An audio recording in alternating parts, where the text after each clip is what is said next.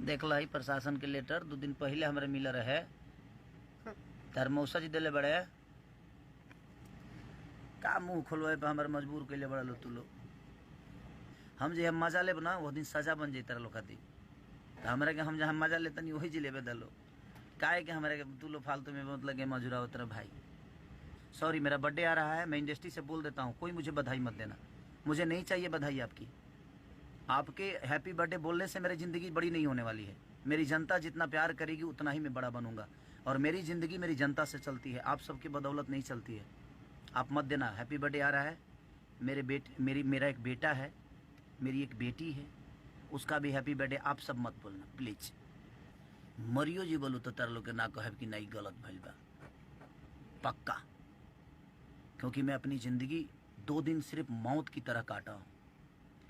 मैं अपने बच्चों को पीटते हुए लाइव में देखा, मैं नहीं गया था, वो आर्टिस्ट थे, कलाकार थे, मैं रोया हूँ 2-3 दिन से, सिर्फ रो ही रहा हूँ, घबराहट हो रही है, सो नहीं पा रहा हूँ। बट कोई नहीं, लेकिन एक आदमी का, हाँ 2 आदमी ने मुझे कॉल किया तो मुझे अच्छा लगा, जो कोई मेरा अपना है, इंसान हो।